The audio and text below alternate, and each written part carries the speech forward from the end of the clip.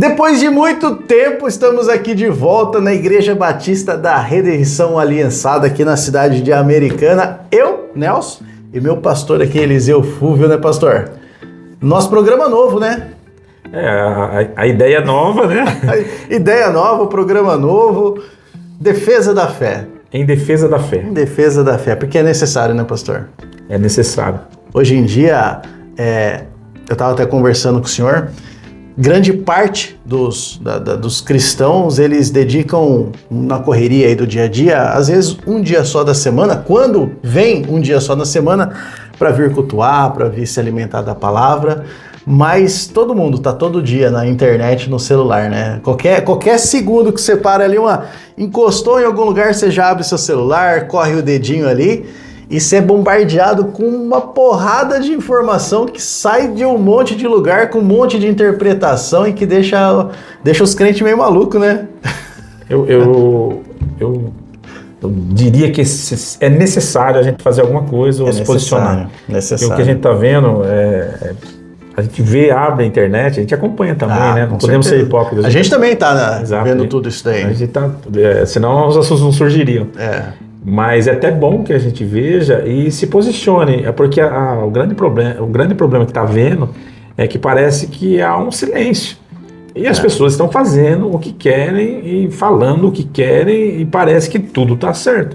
Então nós precisamos, mais pessoas, né, precisam se posicionar nas redes sociais para dizer não, isso não é o que estão falando, isso não é verdade. Então acho que esse é um dos motivos de nós estarmos aqui. E a gente não inventou nada, né? Porque a apologética existe desde as cartas dos apóstolos, né? Você vê Paulo escrevendo a Coríntios, a Gálatas e tal, para tentar corrigir e falar, o que vocês estão fazendo aí, o que estão dizendo que está acontecendo aí, não é de verdade o que está acontecendo. E uma das estratégias também, né, é que muitos desses líderes ou até dessas pessoas influentes, eles alegam que nós nos levantamos para falar mal de nós mesmos, e não é verdade.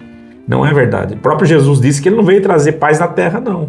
Jesus não é da inclusão. Jesus ele veio trazer disserção. E a disserção é no sentido de não falar que é certo aquilo que é errado.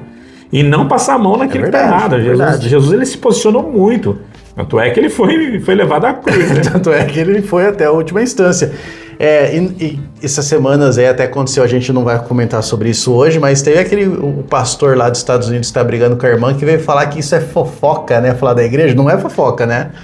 Não, com certeza não é fofoca. Com certeza não é fofoca. Se tá errado, tem que se posicionar. Fofoca é quando você vai levantar lebre de alguma coisa que está acontecendo, que falaram, que deixaram de falar, isso é fofoca.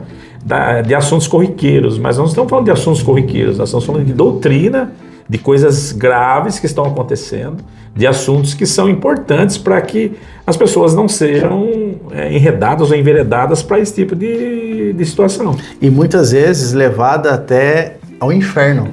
Com certeza. Porque esse é o maior perigo.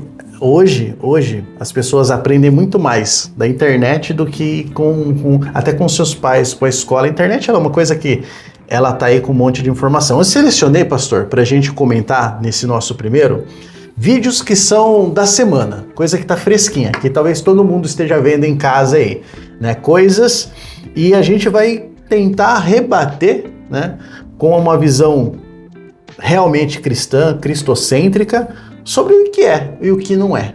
Vamos pro primeiro vídeo? Vamos lá, o primeiro vídeo é da influenciadora Mayra Card, que é casada com, acho, Ricardo Nigro, né, que é o primo rico. Eu já vi falar dessa moça, que ela já foi casada com outro. Já teve vários casamentos. Umas polêmicas, sempre que aparece da rede tá com polêmica aí. Esses dias atrás ela entrou numa polêmica porque ela perdeu um filho e filmou o feto morto no hospital pra rede social. Foi uma coisa, parece que foi isso daí. E ela teve fez um ato. Vamos assistir o vídeo aqui. A gente mandou fazer buracos em toda a casa. Olha aqui. Ó, tá vendo? Esse buraco é o buraco exato da Bíblia, que a gente vai colocar ela aberta na palavra. Aqui tem um buraco, aqui tem um outro buraco. Em cada cômodo a gente vai colocar 2 Bíblias. Ali vai ser a cama da Sofia, então a gente vai colocar uma Bíblia ali embaixo. Aqui vai ser o cantinho dela ler, estudar. Ali vai ser nosso quarto, e aí também Tem uma Bíblia na entrada do quarto, tá vendo aqui? E outra Bíblia ali. E pela casa inteira a gente tem essas aberturas aonde a gente vai colocar a Bíblia. Estão todas iguais, todas as Bíblias iguais. E em cada cômodo eu vou abrir a palavra, orar, colocar embaixo, né, dos nossos pés. E aí depois eles vão vir com piso por cima. E a nossa casa, a base da nossa casa, embaixo dos nossos pés tem a palavra. A nossa casa estará estruturada pela palavra. Começamos a orar por todo o canto de toda a casa. A gente colocou a Bíblia bem na entrada da porta, tá vendo? E aí tinha uma oração específica para fazer aí. E Deus ia dando as passagens para o Tiago, ele ia lendo em voz alta, a gente se abaixava, ajoelhava. Orava. Cada cantinho da nossa casa, cada milímetro, tem Deus em todos os nossos pensamentos, debaixo dos nossos pés, em cima da nossa cabeça, de um lado e do outro. Amém. Debaixo dos... Então, você acha que essa moça, ela tá fazendo isso tirou isso da onde? Você acha que ela fez isso por vontade própria ou você acha que ela foi influenciada por alguém? Foi influenciada. Foi influenciada por um monte por um sincretismo religioso, de idolatria, de amuleto. Eu acho interessante que ela fala assim, olha, a nossa casa estará alicerçada, será sustentada pela palavra de Deus. Será que sustentar sobre a palavra de Deus é enterrar embaixo a Bíblia? Né? A nossa casa terá Deus em todos os lugares. A interpretação dela de Deus em todos os lugares, ela ter a Bíblia enterrada no chão ou ela viver a Bíblia no dia a dia, pastor? Então, é impressionante, né? Seria cômico se não fosse trágico. Eu falo assim que é trágico porque tem muita gente sendo influenciada por esse tipo de situação. Tem irmãos que acreditam ainda em coisas que não fazem o menor ou maior sentido para a fé cristã. Para começar, isso é tudo besterol. A gente olha nitidamente que não tem... Você pode enterrar 100 Bíblias debaixo do... É só enterrar 100 livros que não vai valer de nada. É papel. A Bíblia fechada, ela é um livro fechado. A palavra de Deus tem que estar no nosso coração. A prática do Evangelho não é você abrir buraco no chão e colocar a Bíblia enterrada no chão para que a sua casa esteja guardada, para que... Isso é muito típico da macumbaria, do espiritismo, das pessoas que acreditam nessas coisas... que influenciam espiritualmente, se materializando numa coisa espiritual. Não existe isso. Biblicamente isso aí, eu discordo totalmente. E se você buscar na palavra, você vai ver que a palavra de Deus também vai discordar de tudo isso. Existem atos proféticos, eu acredito em atos proféticos e alguns atos patéticos, né? Como, por exemplo, ela acreditar que enterrar a Bíblia, mas viver uma vida, né, cheia de polêmica, cheia de aparentemente na internet expõe isso daí, né, que coisas que não condizem não condizem com quem vive num modo cristão, vai ser suficiente, né?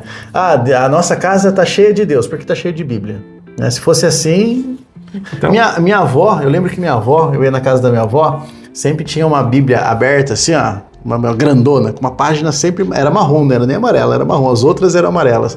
Salmo 91, Salmo 23, ela deixava sempre um salmo aberto.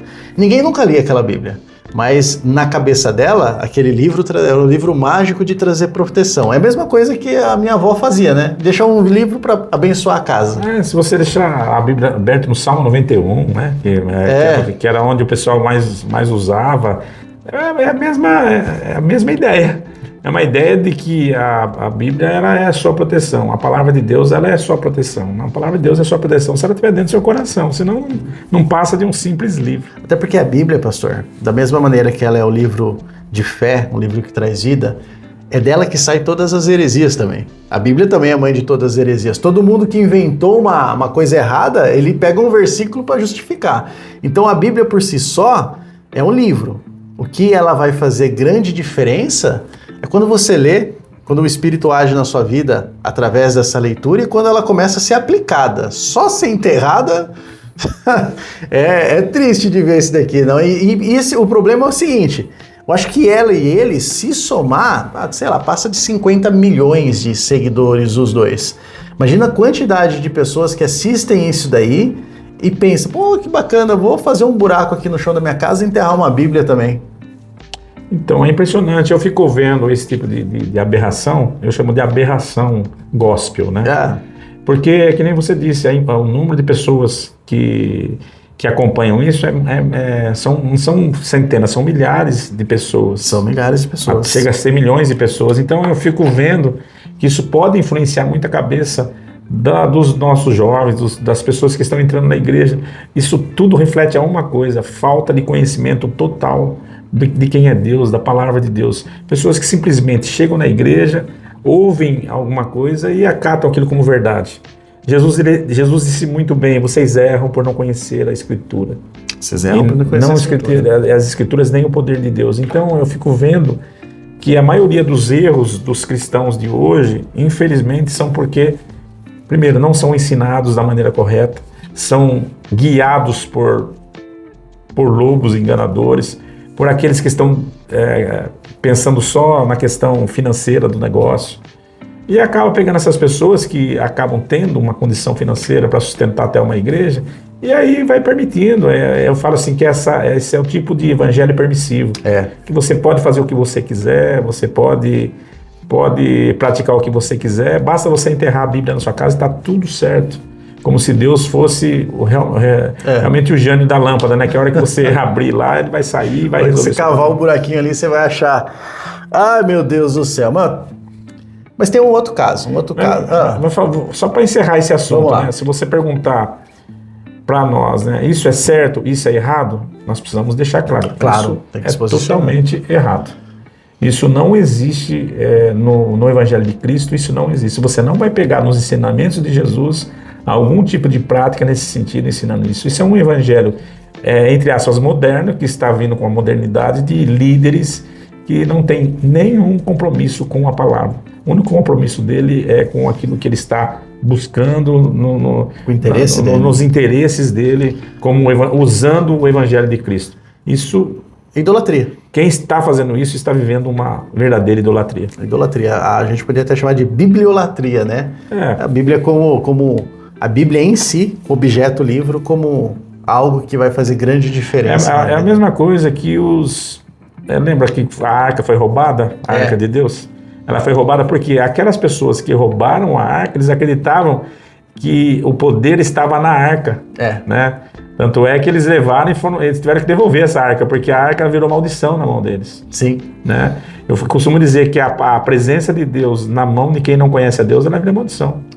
Não bênção. É verdade. A Bíblia, nesse caso, ela não tem serventia nenhuma se não estiver no coração. Não tem efeito nenhum. A palavra não tem que estar no chão, tem que estar no coração. Exatamente. E a palavra não está para você pisar em cima dela. Muito pelo contrário, né?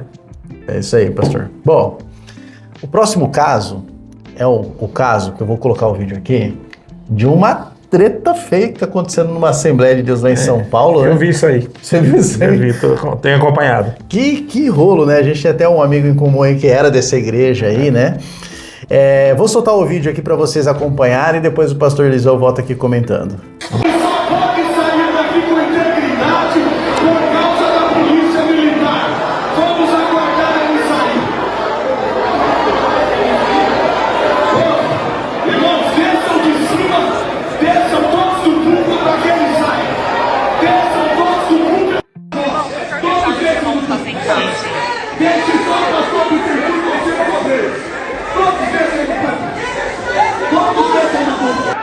Fora ele,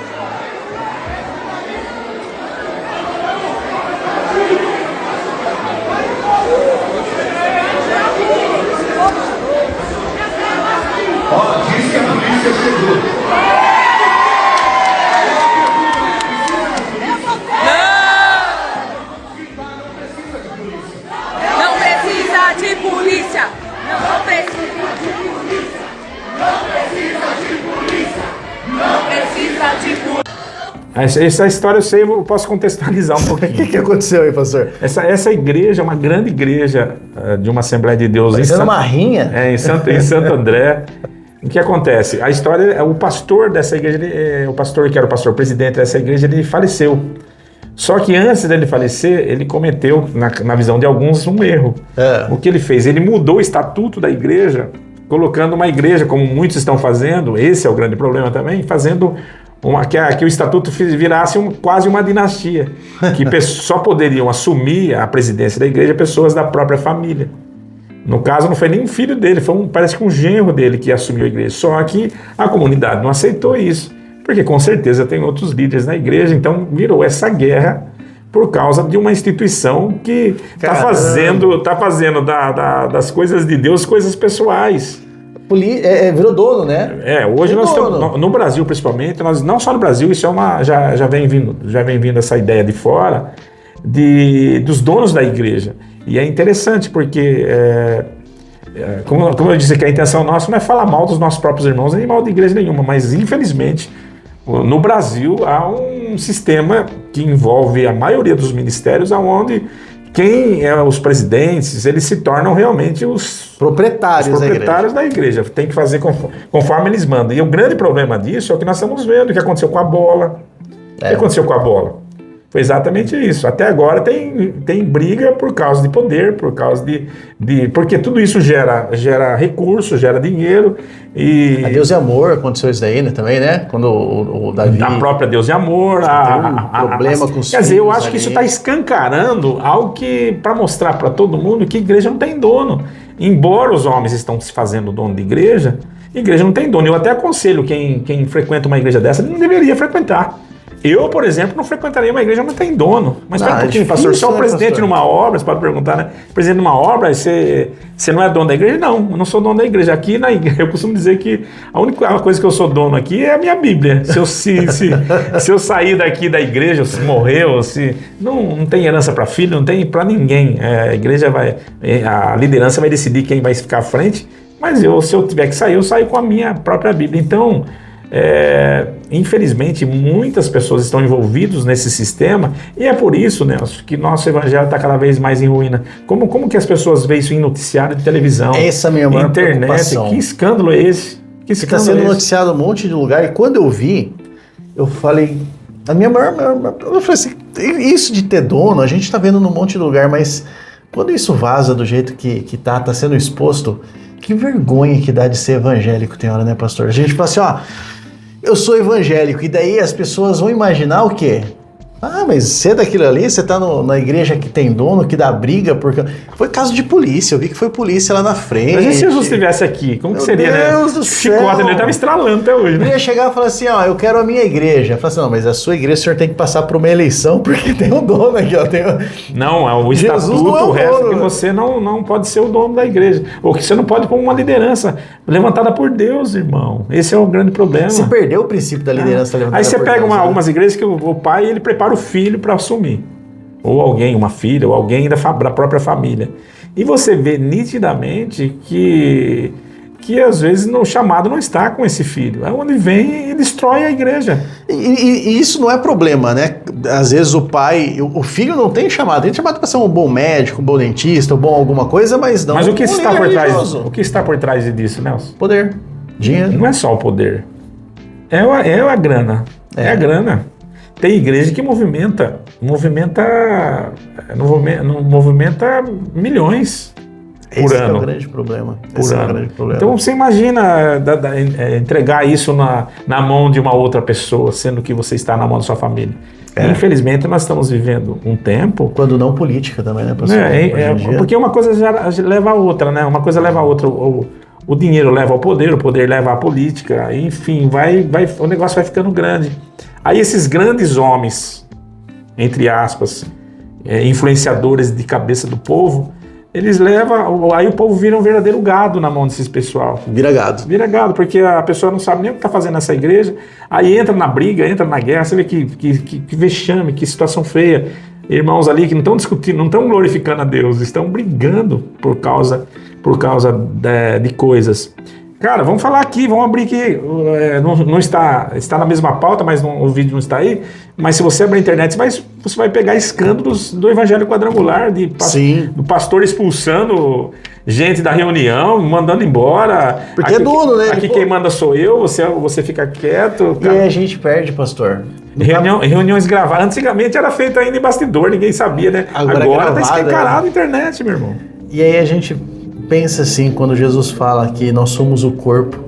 Mas que corpo que a gente é? A gente é escravo, então, porque a gente tem dono? Que corpo é esse que tem dono? Que corpo é esse que vai lá e tem tem que ter polícia na frente para conseguir ter o culto ou para impedir o culto?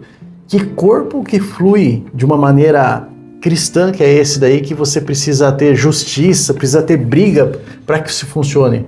O membro que está nessa igreja simplesmente vai embora, procura outra, não é a única. O problema é quando deixou de ser corpo quando tem dono. Como você está falando, é muito, muito sério. Tem muita gente madura no meio de tudo isso que não vai deixar o evangelho por causa disso. Fato. Sim. Mas tem muita gente que nunca mais vai querer saber de uma igreja. Esse vai ficar tão decepcionado com essa ideia que não vai querer saber de uma igreja. E cada vez que você querer trazer algo sério para ele, não vai acreditar. Porque ele viveu um sistema tão ridículo, tão absurdo, é um absurdo ver isso. É uma indignação que eu tenho e a gente tem que se manifestar em defesa da fé, porque a igreja não é nada disso. Não é nada disso. Isso não é igreja. Isso jamais é igreja, isso é apenas isso é um movimento de igreja. E é um movimento que é forte. Se você pegar...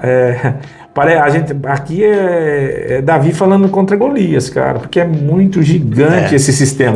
O sistema domina, o sistema religioso, ele domina tão fortemente a camada da nossa sociedade, que hoje o Brasil é um Brasil de evangélicos sem evangelho. É um Brasil de evangélicos sem evangelho. Sem evangelho. O evangelho é a última coisa que está sendo pregado. É o evangélico de BGE. Você pergunta o que você é, sou evangélico. Só porque frequenta uma Analise igreja. Que tipo de evangelho que está sendo disseminado. Meu Deus. Aí você fala de igrejas tradicionais, igrejas assim que ela para estar... E isso está em todas as camadas. Está na Batista, está na Presbiteriana, está na Quadrangular, está na... Infelizmente, em todas as camadas onde há um movimento e onde se tornou um sistema... que Deus nos livre disso. É a noiva que deixou de ser noiva. Que Deus nos livre disso. Porque o exemplo que era para nós dar, nós estamos dando um péssimo exemplo. E eu quero dizer para vocês, olha, isso não é igreja.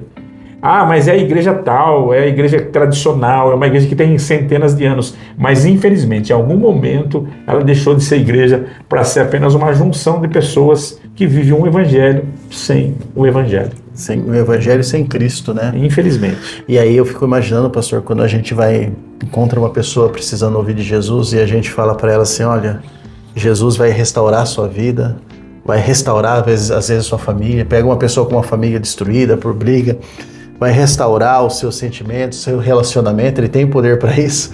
E daí ela vai para a igreja e fala, mas nem aqui está restaurado, tá essa bagunça aqui, eu vou fora daqui, porque... Não sei se você percebeu, acho que você foi uma das pessoas também que chegou aqui por isso, mas no ministério aqui, não é falando bem da própria casa, mas podemos enaltecer o lugar que nós estamos, porque nós, graças a Deus, não passamos por esse tipo de situação. Mas o que nós mais temos aqui são pastores e liderança que chegam aqui arrasados com esse tipo de sistema. Alguns que não querem mais saber de Cristo nem do Evangelho, chegam aqui arrasados. Essa igreja aqui é uma igreja de pastores. Nós temos muitos pastores aqui, entre pastores, pastoras, líderes que chegam detonados pelo sistema religioso. Essa máquina de moer gente. Aí quando chega aqui, é difícil você restaurar esse tipo de pessoa, porque são pessoas preparadas, que foram em algum momento jogadas nesse tipo de circo. Mas graças a Deus aqui tem sido um lugar de restauração, de renovo. Hospital, pastor. Eu louvo a Deus porque muitos têm sido restaurados aqui e têm novamente acreditado que esse evangelho não acabou, que existe ainda gente séria. E louvo a Deus pela nossa igreja, louvo a Deus por pessoas ainda, não só a nossa igreja, existem muitas igrejas sérias no Brasil. Muitas. Pessoas que talvez não aparecem em nenhum momento na mídia, mas pessoas que estão fazendo de verdade, que se identificam conosco. Eu tenho certeza que vai falar assim, bom, eu concordei com esses caras aí. Eu tenho certeza que existem muitos que estão escondidos aí em cavernas que vão aparecer. A verdadeira obra está sendo feita sem holofote. Ninguém está vendo. Está acontecendo nas pequenas... Alguém pode dizer, mas por que vocês estão pondo a boca? É pôr a boca no trombone, meu irmão. Quando a Bíblia diz assim, que quando o som da corneta for incerto, você entendeu? Aí você não sabe para onde caminho seguir. E por mais que a gente saiba que um vídeo desses influenciadores tem 50 milhões de visualizações e o nosso vai ter 100 visualizações, a nossa parte a gente fez, pastor. É a consciência tranquila. A Bíblia diz que o som da corneta está sendo incerto, meu irmão. A gente foi chamado para trabalhar. O resultado quem dá não é a gente, é Cristo, é o Espírito. A gente não pode estar preocupado com o resultado, mas quem sabe chegar a um coração de uma pessoa que se identifica, amém. Foi feita aí a nossa parte em defesa da fé. É isso aí. Próximo tema é um cara que muita gente gosta dele, hein? Você vê jogador de futebol, você vê artista adora. Mas ele é um artista, né? Ele é um artista. Muita gente, esses dias eu vi um cara falando, o celular que manda nude pro outro também compartilha videozinho desse cara, porque o que esse cara fala não é sobre transformação de vida. Ele tá naquele tipo de amanciante de roupa, amanciante de carne, amanciante de ego. Esse daqui é amanciante. Vamos ver aqui. Deus nunca vai deixar que você veja, sonhe algo que Ele não possa dar para você. Não, calma. Então significa que se Deus deixou você ver, deixou você tocar, deixou você sentir, deixou você abraçar, deixou você experimentar, é porque Ele tem o poder de dar nas tuas mãos muito além daquilo que você pode pensar ou imaginar. Deus não é um Deus irresponsável, Ele não coloca sonhos que Ele não tem a condição de patrocinar na sua vida. Então se prepare, meu lindo, para tudo aquilo que Deus colocar na frente dos teus olhos e ser da vontade dEle para você. No nome de Jesus você vai viver. Como é que é? Imagina Moisés. Deus fez ele sonhar, fez ele acreditar, fez ele chegar e ver, mas não deu. Acho que Moisés não ouviu David Leonardo, né? Moisés ele não teve fé suficiente. Mas não é loucura isso que esse cara tá falando? Agora, o que mais é impressionante, e aqui eu fico... que vai ter gente que vai discordar totalmente da gente, porque são fãs, e quando a pessoa é fã, ela é cega. Ele é um artista. As pessoas, porque ele tem muitos fãs, né? Sim. Eu acho que aqui na nossa igreja tem muita gente que é fã desse cara. E ele cumpre aquela profecia de Mateus, que é chegar um momento que a palavra é doer. Então, mas a maneira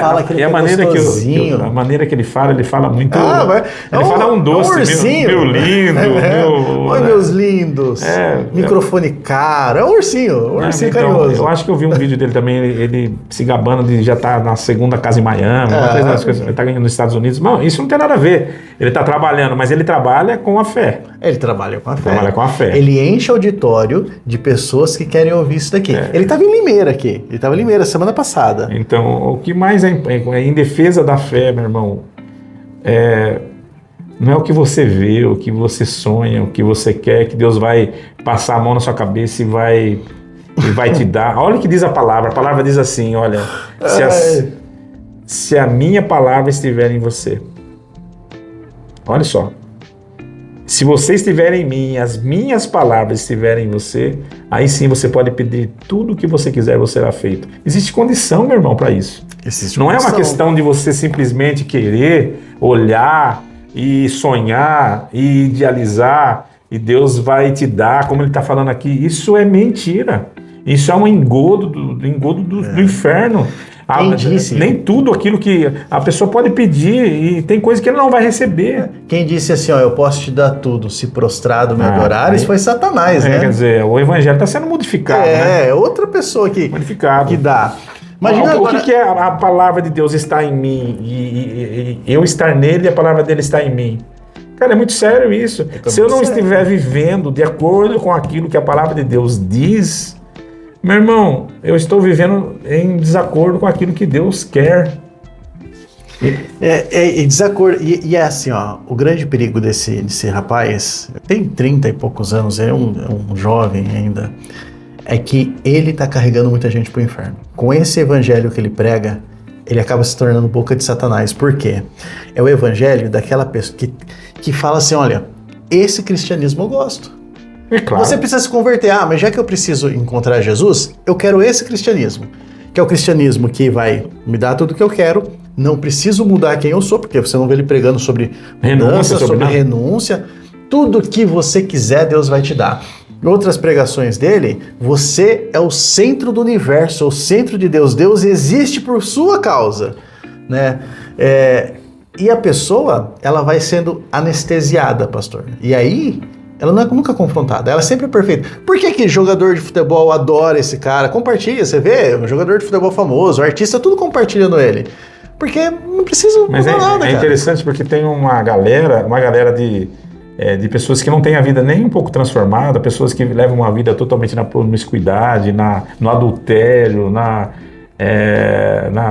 vida sexual ilícita, faz tudo de errado, na prostituição, e vem para Jesus e acha que tá legal, porque um cara desse que leva, fala assim, não, é o lindo. Deus te ama, o amor de Deus está acima de tudo, ele vai perdoar tudo que você fizer. Não é verdade. Existem coisas assim que a Bíblia refuta claramente. A Bíblia, primeiro, que ela fala muito sobre essa questão da renúncia, sobre a questão financeira. Chegaram a Jesus e nós queremos seguir. Jesus viu a intenção no coração dele, falou assim, vocês querem me seguir? O Filho do Homem não tem onde reclinar a sua cabeça. Tem alguém que fala que Jesus era rico, que Jesus era... Não, o cara que é rico e fala que não tem um lugar para reclinar a cabeça, então Jesus era mentiroso. É isso que você está dizendo? Deus estava mentindo para o povo. Na verdade, um evangelho está sendo pregado de uma maneira toda torta. Meus irmãos, não se engane, Deus não se deixa escarnecer. A Bíblia diz que aquilo que o homem plantar, ele vai semear. Se ele plantar na carne, vai colher corrupção. Vai colher corrupção. E se ele plantar no espírito, vai colher a vida eterna. Então, a Bíblia é bem clara, não tem como a gente fugir dessa realidade. Não tem como a gente pregar um evangelho pela metade. O evangelho que ele prega é um evangelho pela metade. Ele pega a metade do evangelho, que tem tudo isso sim, de um Deus que ouve, de um Deus que responde, de um Deus que cura, de um Deus que faz milagre, de um Deus que dá as coisas para as pessoas. É verdade, não tem mentira nisso. Mas aonde entra o Satanás? Porque o Satanás, ele trabalha com o quê? Ele não trabalha com a mentira. O Satanás, embora seja o pai da mentira, ele não trabalha com a mentira, ele trabalha com a meia-verdade. Ele usa o sofisma. Sim. O que é o sofisma? O sofisma é um argumento falso, na intenção de enganar alguém. O diabo usa a Bíblia. Ele usa a própria palavra. Tanto é que ele tenta ludibriar Jesus usando a palavra. Quando ele chega para Eva e fala assim, não é bem isso que Deus disse, é o que esses caras fazem. Não é bem assim. Esse pastor daí que está refutando, ele tem dor de cotovelo, porque ele não tem a minha casa, porque ele não tem o meu público. Foi isso que ele falou. Esses dias ele gravou um vídeo reagindo, porque muita gente criticou ele. Ele falou assim, esse povo que está falando está incomodado porque nós temos 50 milhões de seguidores. Exato. E a gente alcança pessoas, tal. Ele foi pregar em Barretos. Mas qual é a validade de você falar que você foi pregar para você dizer esse tipo de coisa? Se falar de seguidores, Satanás, ele tem um mundo. Tem todo mundo. Ele falou assim, esse mundo é meu. Pois é. Esse mundo é aí, as pessoas, eles não conseguem entender que o diabo não vai aparecer um boizão vermelho de chifres, bravo, te jogando pro inferno. O diabo vai aparecer sentadinho num banquinho com o microfoninho branco, falando, oi lindos, sabe o que é? Olha, vem aqui, você é maravilhoso. Do jeito que você já é perfeito. Deus vai te amar, você é o centro de Deus. Tudo que você quiser, Ele vai te dar. E aí o diabo ele vai te cozinhando, que nem a história do sapo na panela, começa na água morna ali, até o momento que a água tá fervendo, você não percebeu, cara. Você teve sua vida ceifada sem nunca ter se arrependido do seu pecado, das imundícies que você fez na sua vida, sem nunca ter renunciado às suas práticas ruins, porque você ouvia um cara falando o tempo todo, oi lindo, você tá, Deus tá tão, você é tudo, você é colorido. Em defesa da fé, nunca foi sobre nós, cara. Nunca foi sobre nós. Não é sobre o homem, não é sobre o que eu posso, o que eu deixo de poder, não é sobre o que eu quero, deixo de querer. O evangelho, todo evangelho é baseado em Cristo, cara. Cristo é o centro do evangelho. Cristo é o Senhor do evangelho. A Bíblia diz que é por Ele.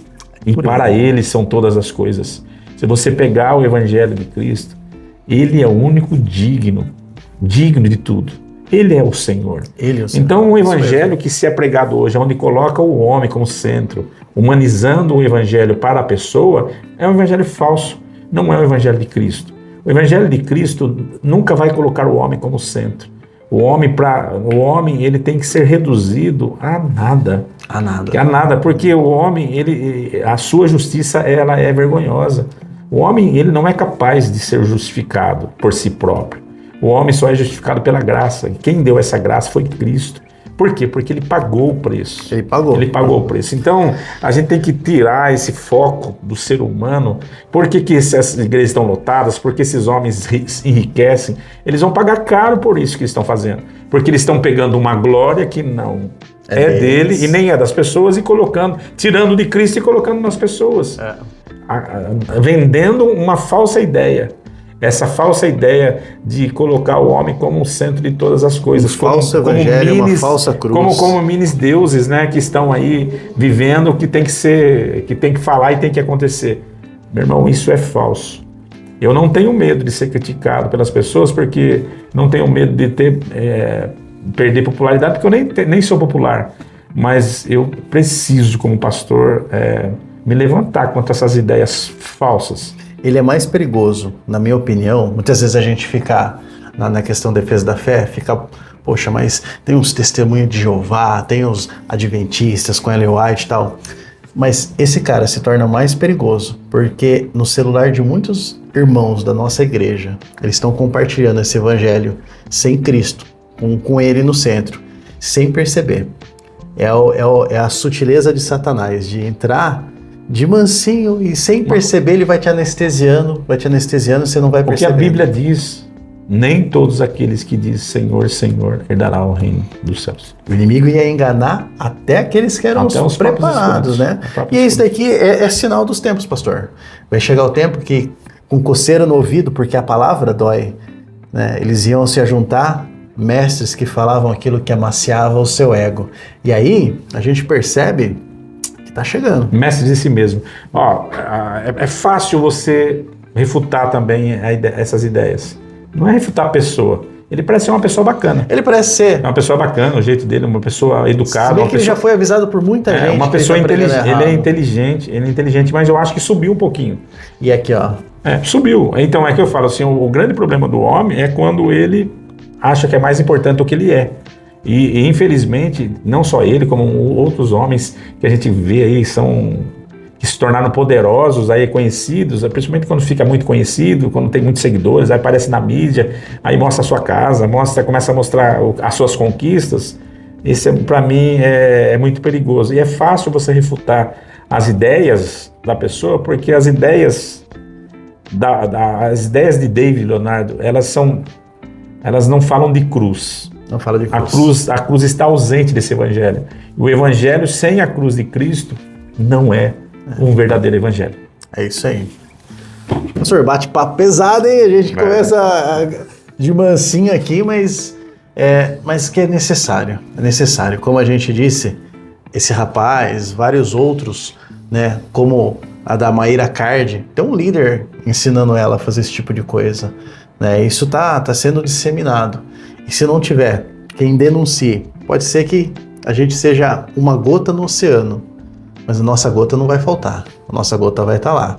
Quando Cristo perguntar, eu falei, aí, você vendo o que acontecia de errado, o que você fez? Né? Legalmente tem a questão do cúmplice, né? O cúmplice é aquele que sabe, participa e não se posiciona. Diz que o maior pecado não é o pecado da mentira, o pecado... Se for comparar os pecados, o maior pecado é o pecado da omissão. Da omissão. É quando você vê que a pessoa está indo para um buraco e você não pode fazer nada. E você não faz nada para que ela se livre daquele buraco. Sim. Não que você não possa fazer.